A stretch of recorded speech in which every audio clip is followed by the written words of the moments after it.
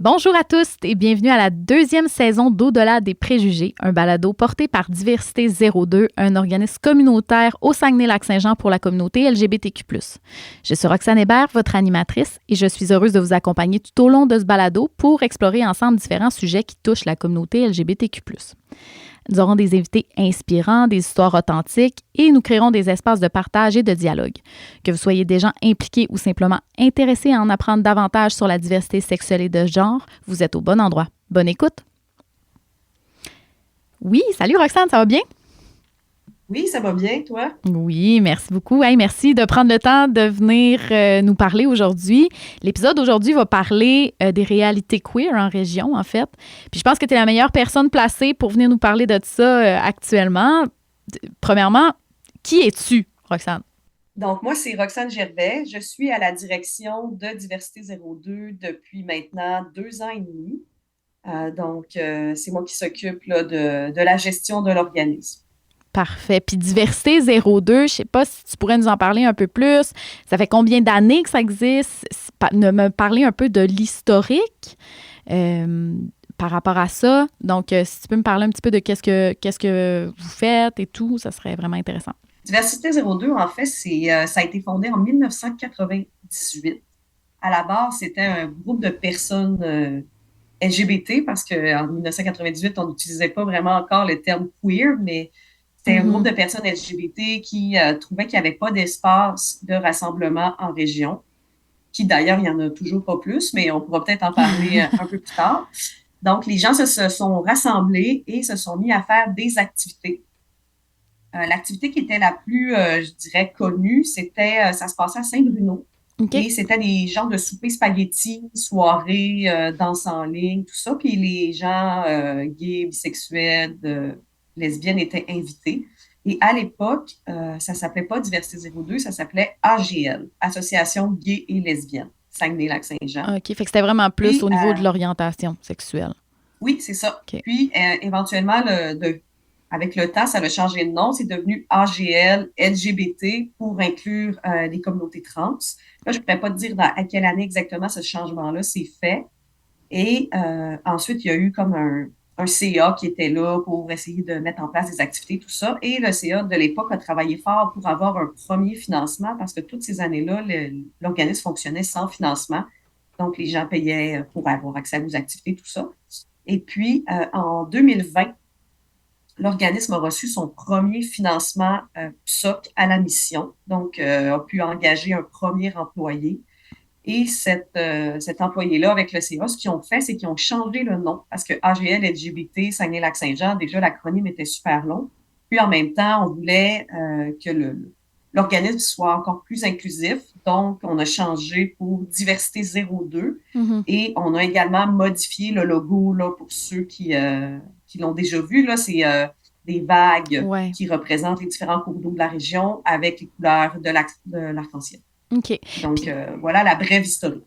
ben, c'est vraiment le fun parce qu'on entend parler de Diversité 02 depuis pas si longtemps. Fait que de savoir que ça existe depuis très longtemps, c'est intéressant de savoir ça, en fait, là, parce que le nom, en fait, a changé récemment. Comme tu dis, c'est un nouveau nom qui est là depuis 3 ans, 2020. 2020. 2020, oui. OK. Euh, Bientôt 5 ans, on approche du 2025 quand même. oui, ça va vite. Dis-moi, mais là, tu m'as parlé un petit peu des changements qui ont été effectués dans l'organisme depuis le début. Donc, de par ton parcours puis de ton implication à diversité, est-ce que tu serais capable de me dire, par exemple, selon toi, c'est quoi les enjeux principaux qui sont vécus par la communauté en région? Euh, de par ton expérience, c'est quoi les défis? C'est quoi les réalités qui est vécu là?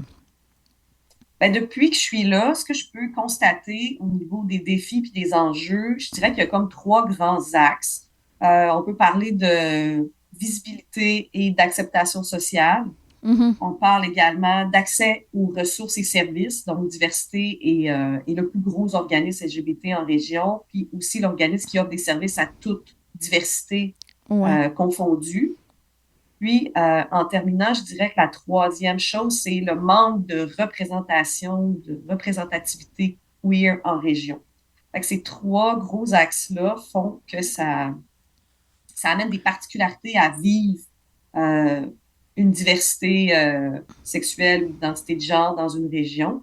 Puis nous, au fil du temps, ce qu'on a fait dans les 2 dernières années, c'est qu'on a tenté d'adapter nos services pour justement être capable de répondre à ces besoins-là qu'on avait ciblés qui étaient à travailler, là. Donc, augmentation des activités sociales, augmentation des services d'intervention. On tente également là, d'avoir des CA 100% queer qui représentent les différents types de populations qu'on peut avoir dans notre secteur. Donc, on en est là actuellement. OK. Puis là, tu m'as parlé des 3 grands axes des défis, mais est-ce que tu aurais des exemples concrets, par exemple, des enjeux, tu sais, spécifiquement, qu'est-ce que les gens nous disent sur le terrain, qu'est-ce qu'ils aimeraient avoir en région, qu'est-ce qui pourrait être amélioré? As-tu des exemples plus précis? Ben, quand on parle de visibilité et d'acceptation sociale, ben, en fait, c'est que la région, c'est grand. Le territoire à couvrir est grand. Ouais. Donc, autant on peut avoir des plus grosses villes comme Ville-Saguenay, qui représente quand même avec une université. Il y a une diversité déjà qui est là, culturelle, mais il y a aussi plein de municipalités. Il y a des villes à plus petite échelle. Il y a des milieux qui sont un peu plus rurales, si on veut. Donc, ça amène une espèce de fracture entre les petites municipalités et les plus grandes. Est-ce que c'est vécu différemment d'un endroit à l'autre? C'est vécu différemment parce qu'il faut penser qu'en région, les gens se connaissent quand même beaucoup. Au niveau de l'anonymat, c'est plus difficile. Les gens, quand ils sont dans les plus petites villes, vont avoir tendance à migrer vers les grands centres étant Ville-Saguenay. Mais encore là, des fois, c'est pas suffisant, puis les gens ont besoin de migrer plus loin, donc Québec et évidemment Montréal, là, qui est quand même bien connu pour avoir un milieu vivant, là, queer. Fait que c'est sûr qu'au niveau puis de l'acceptation sociale aussi, mais ça fait du sens avec le 3e axe que je vous ai nommé tantôt, là, de la représentativité, parce que il y a comme personne en région là, qui est ouvertement queer, peu importe là, que ça soit une personne trans ou que ça soit une personne gay, lesbienne, bisexuelle, tu sais, qui occupe un poste majeur, qui va vraiment être un modèle, en fait, pour les gens. Fait que c'est difficile, il y a peu de représentativité. On en voit un petit peu à la télé, mais... Il n'y a pas de modèle à qui se référer, là. Tu sais, ou à qui s'identifier. Pas que je connaisse. Puis les modèles qu'on a, plus au niveau de la culture, parce qu'ici, on a quand même un bassin culturel vraiment intéressant, les gens restent pas. Les gens vont s'en aller parce qu'ils ont envie de progresser là, dans leur carrière. Donc, les gens vont pas nécessairement rester en région et être très présents et proactifs dans leur communauté. Fait que ça donne vraiment l'impression qu'il y a pas de vie, qu'il n'y a pas de vie queer, qu'il n'y a pas de vie de diversité en région, mais c'est pas le cas. Il y a un gros bassin, puis on se rappellera que c'est entre 9 et 10% de la population qui est issue de la diversité sexuelle ou de la pluralité des genres. Donc, 10% de la population, si on prend le chiffre du nombre de personnes qui demeurent au Saguenay-Lac-Saint-Jean, ça fait quand même beaucoup de personnes qui sont touchées par cette réalité-là. Oui. Puis est-ce que tu dirais que le fait que ce soit un grand territoire, une grande région, puis qu'il n'y ait pas beaucoup de place à se rassembler ou pas beaucoup d'activités, est-ce que les gens ont tendance à le vivre davantage plus de manière individuelle ou plus en retrait, finalement? Je ne sais pas si les gens sont plus en retrait, mais les gens sont définitivement plus isolés. OK. Quand on va à la rencontre des gens, quand on rencontre des membres, quand on rencontre les personnes qui utilisent notre service, c'est pas mal le son de cloche qui nous revient, là, autant pour les plus jeunes que pour les personnes aînées. Okay. Donc, les gens se sentent beaucoup plus isolés. Il n'y a pas de lieu de rassemblement officiel, de bar, mais de café. Il n'y a pas nécessairement de marche ou d'activité de la fierté. Donc, c'est sûr que ça devient difficile de trouver des gens avec lesquels on a cette espèce de compatibilité-là là, au niveau de l'orientation. Puis les gens se sentent isolés, mais pas nécessairement de façon romantique. C'est pas parce qu'ils n'arrivent pas nécessairement à trouver quelqu'un. C'est plus un besoin de faire partie d'une communauté avec des gens qui vont partager les mêmes enjeux, les mêmes craintes, les mêmes embûches, puis surtout avec le climat actuel qu'on vit là, de monter un peu de la droite, puis des actions haineuses qui se multiplient à travers le pays. Donc, les gens ont besoin de se rassembler, puis d'avoir un sentiment de sécurité d'une communauté. Donc, il n'y a pas moins de personnes LGBT qu'ailleurs. Il y en a autant, mais peut-être le fait que ce soit moins visible ou moins mis de l'avant ou moins en tout cas, ça peut donner peut-être l'impression que ben, c'est ça qui crée la forme d'isolement parce qu'il n'y a pas moins de personnes, mais on s'imagine qu'on est seul finalement parce qu'il y a peu de visibilité par rapport à ça.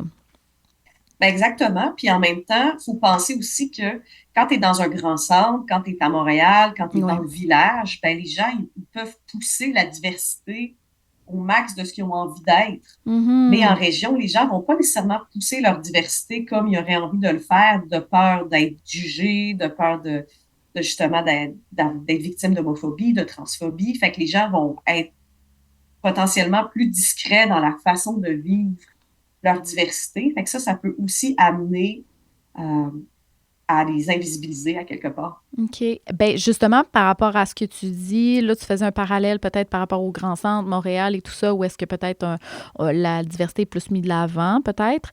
Est-ce que tu crois qu'être une personne LGBT en région, est-ce que c'est plus difficile qu'une personne, par exemple, qui serait à Québec ou à Montréal? Là, t'expliques que c'est vécu de manière différente, donc plus d'isolement ici, mais est-ce que c'est vraiment plus simple d'être LGBT et d'habiter à Montréal, par exemple?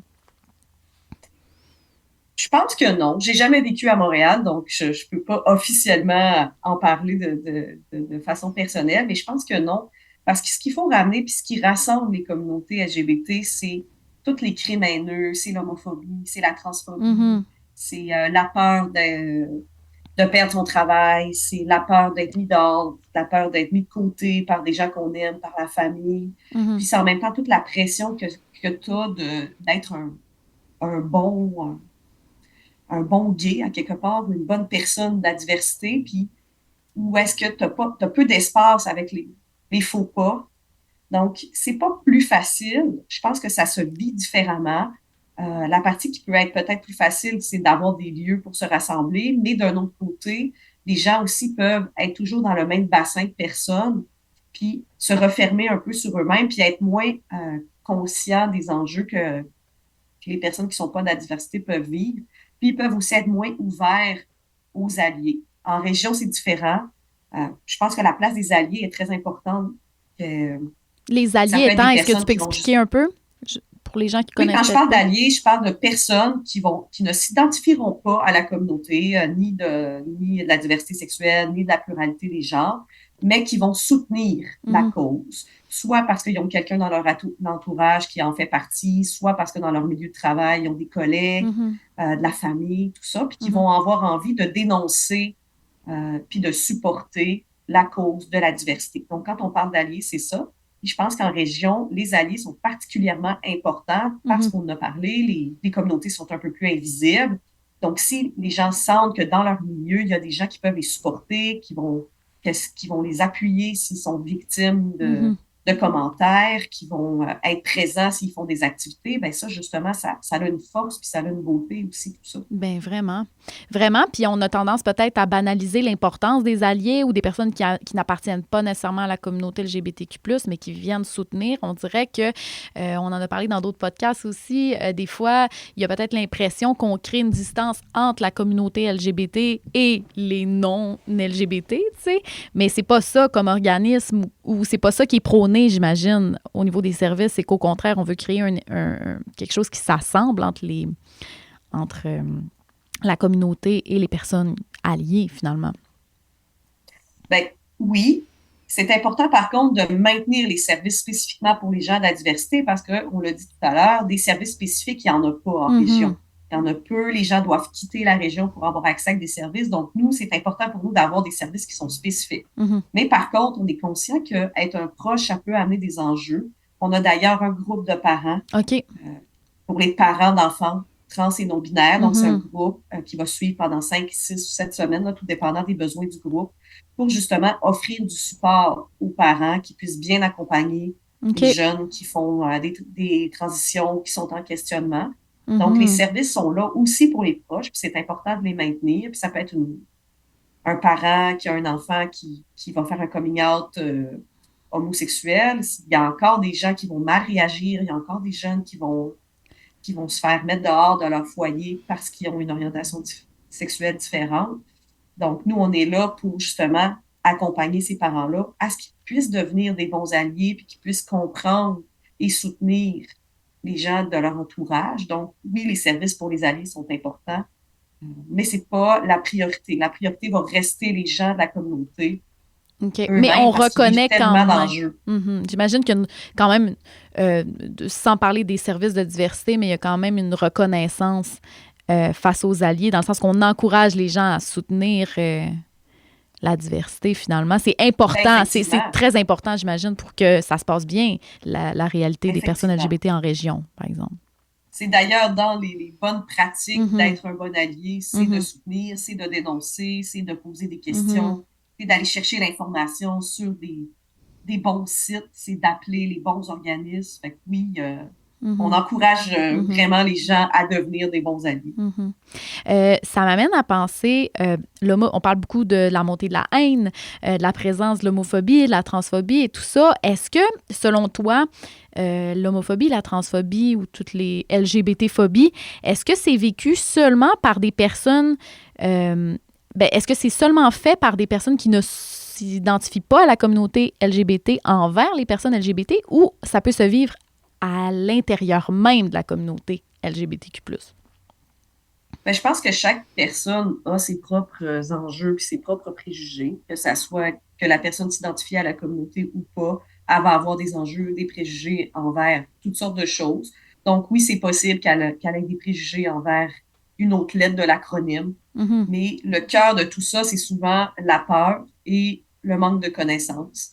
Mhm. Donc, on mise beaucoup chez Diversité au niveau de l'éducation et de la sensibilisation, autant intra-communauté que extra-communauté. Donc, en fait, c'est important de ramener, d'aller chercher les bonnes informations, de se mettre à la place de l'autre. Toutes les bonnes techniques sont là. Puis oui, ça peut arriver des fois que les gens vont vivre des enjeux avec d'autres personnes de la communauté, Mhm. mais je pense que ça fait partie de la réalité. Les gens qui ont vécu des combats par le passé, souvent peur de perte de droits, puis on est dans un climat actuellement où on voit miroiter la possibilité de perdre des droits, autant pour les gens de la Ouais. communauté. Mhm. Est-ce que ça Fait crée que un c'est sûr qu'à ce stress, moment-là, une pression? ben, je pense que oui.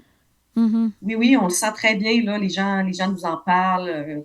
À la journée de lutte contre l'homophobie et la transphobie du 17 mai, OK. on a fait passer un sondage. On a eu presque Hmm. 80 réponses qui questionnaient les gens en lien avec l'homophobie, la transphobie OK. vécue, où il avait été témoin. Puis c'est des gros pourcentages là, qui dépassent les 75-80% de gens qui ont vécu ou qui ont été témoins d'actes d'homophobie. Puis la question qui était le plus triste par rapport à ça, c'est qu'on demandait aux gens s'ils avaient dénoncé. 50% disaient oui. Puis on Hmm. demandait est-ce que ça a eu des impacts, la Ah ouais. dénonciation. Puis 80% des gens disaient non. Ça n'a rien donné, Fait, finalement. Mhm. fait qu'on se rend compte qu'il y a vraiment du travail à faire à ce niveau-là, au niveau de l'éducation, au niveau de la sensibilisation, de toutes les instances. Je pense qu'il faut y aller petit pas par petit pas et et vraiment se satisfaire de toutes les victoires. Mhm. Toutes les victoires sont importantes. OK. Ben c'est vraiment intéressant. Puis c'est vrai que cette montée de la haine-là ou peut-être la possibilité de perdre des droits et tout ça, ça doit instaurer un climat de peur, là, quand même, pour les gens de la communauté qui peuvent se sentir menacés, là, d'une quelconque façon. Comment, comme organisme, on essaie de limiter les impacts de ça auprès des gens? Qu'est-ce qu'on peut mettre en place pour essayer de s'assurer que ça se passe mieux pour les personnes, peut-être qui peuvent avoir des craintes par rapport à ça? C'est sûr que c'est différent pour nous en région. On est toujours plusieurs années en retard de ce qui se passe à Montréal. Donc, actuellement, les gros mouvements de haine dans notre région, on les sent pas, on les vit pas OK. au quotidien. Il y en a par contre. Fait que, tu sais, c'est d'être à l'affût des réseaux, de nos réseaux, de Mhm. s'assurer de supprimer les commentaires, d'offrir aussi du support à l'équipe de travail pour s'assurer qu'ils soient eux-mêmes en bonne posture pour répondre puis pour accueillir et accompagner les gens qui viennent. Mhm. Euh, puis pour les gens qui viennent dans nos services, pour les gens de la communauté, ben, c'est de continuer ce qu'on fait, en fait, de continuer d'être dans les différents milieux de travail, les écoles, le CIUS, de continuer nos partenariats, de continuer d'éduquer, de sensibiliser. Puis en même temps, en contrepartie, de continuer d'être présent puis d'offrir différentes activités pour que les gens puissent avoir, faute de bar ou de café, tout de même des espaces sécuritaires où ils peuvent venir rencontrer en toute sécurité des gens puis participer à différents types d'activités. OK.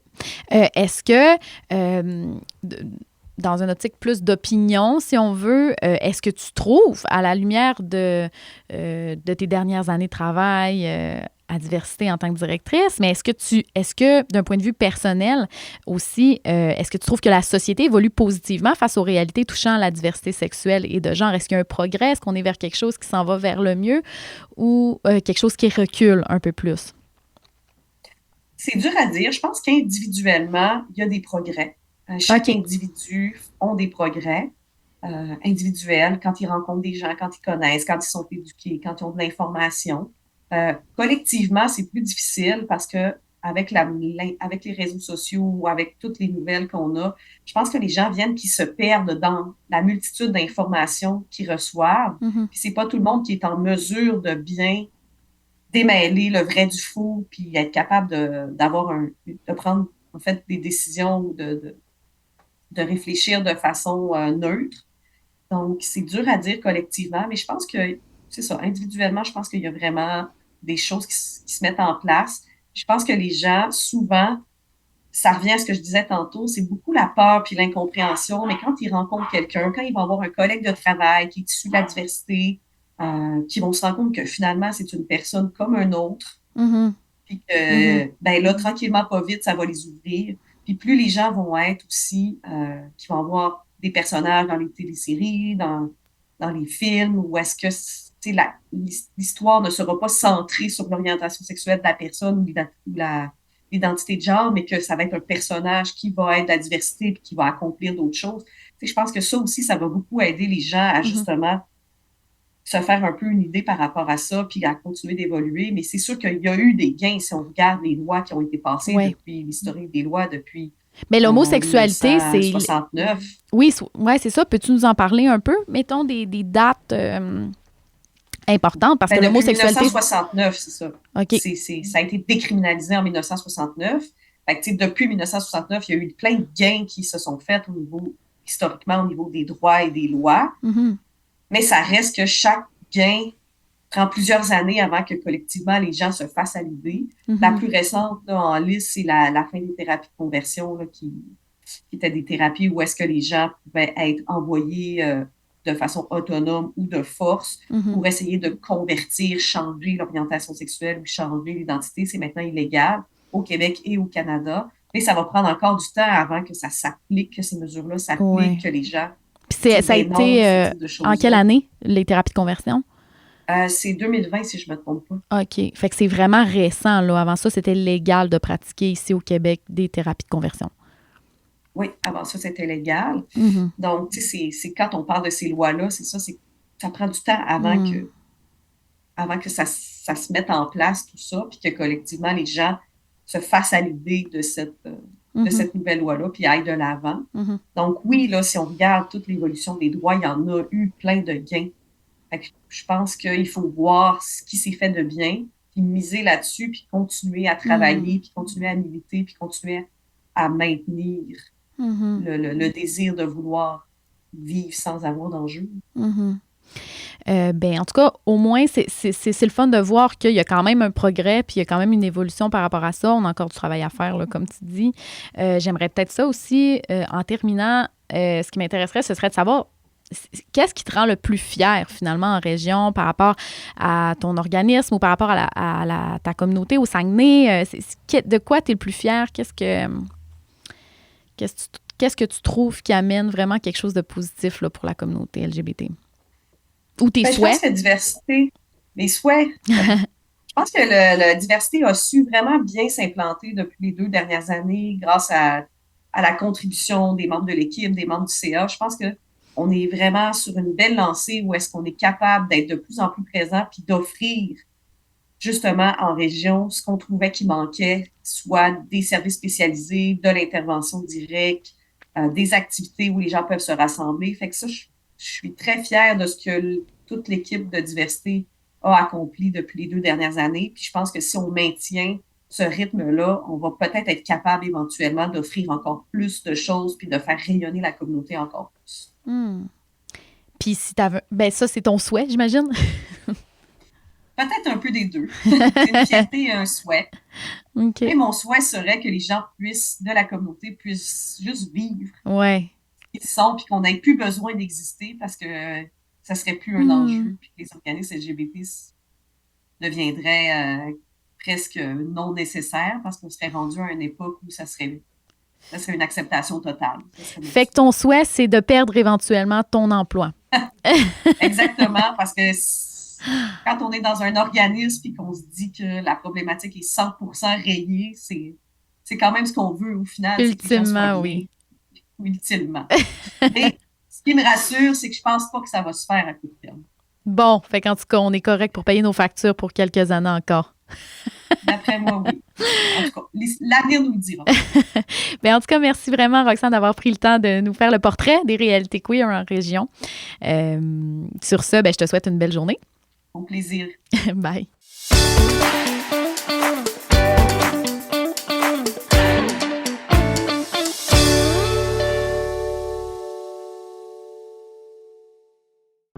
Ce balado est produit en collaboration avec la Télé du Haut-du-Lac.